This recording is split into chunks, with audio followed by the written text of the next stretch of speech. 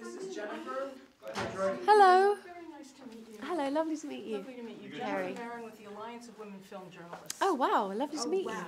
Stand by, Jennifer. All right. This is Jennifer Merin from the Alliance for Women Film Journalists. You have speed. Thank you. We are obviously very interested in what you do as a woman on screen. You are in this part a woman at the center of the story. How is that different from some of the other parts that you play? What does it do for you? I suppose, yeah, it was interesting. Just the dynamic of it having three supporting actors was sort of the reverse of a lot of the jobs that I've done before. I loved this character because she was such a modern woman, and she was amazingly written by Thomas Hardy 150 years ago, and he was able to conceive of this character who was completely ahead of her time. But I think, yeah, in terms of the dynamic of working with the men, I think I felt very lucky to have three totally different actors to work with and who were inhabiting completely distinct characters. So it was a lot of fun to play with those different storylines. In the film, you have this wonderful line about it's how difficult it is for a woman to express her feelings in a language that's invented by men. Do you feel that that's true?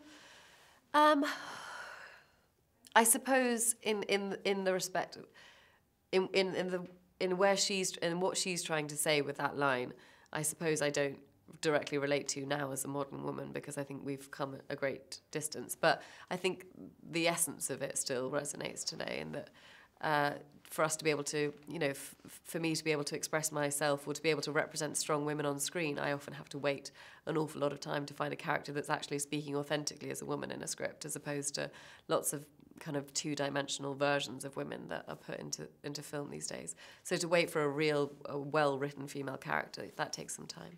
You've mentioned that Thomas Hardy wrote this character extremely well. You've also played a character that's written by Jane Austen, who's also wonderfully creative in her writing of females. Do you sense a difference in their approach or their qualities? I think there's I feel like, well, the characters that I played in Austen have been slightly smaller roles and slightly less. I think what's great about this book is that Hardy really dives into her mind. There are whole passages in the book where he's just inside her head and really experiencing what she's going through.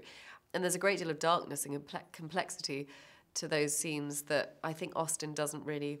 Well, the stories don't touch on that sort of thing. But in Hardy, I mean, so much of it is so much darker than what Austen really goes into. And particularly around grief and death and loss, I think particularly in this story, there's a lot more depth to the writing and a lot more kind of going on than you have in Austen novels. I think of cinema as today's classroom. What is today's batting crowd? Today's Madden crowd? Yes. I suppose today's Madden, I don't know, I suppose the noise, a lot of, you know, the social media and the sort of constant news cycle and the speed of everything, the way that we're constantly being presented and with flash images of, you know, the way that our society is sort of hyped up constantly and assaulted by the news and by kind of pressures of I don't know, our social environment. I suppose that's our modern Madden crowd, or the way that it feels to me. Is there Sorry, a female Jennifer, we're out of crowd? time. Just one more? No, we're out of time, sorry. So is there a female director you'd love to work with?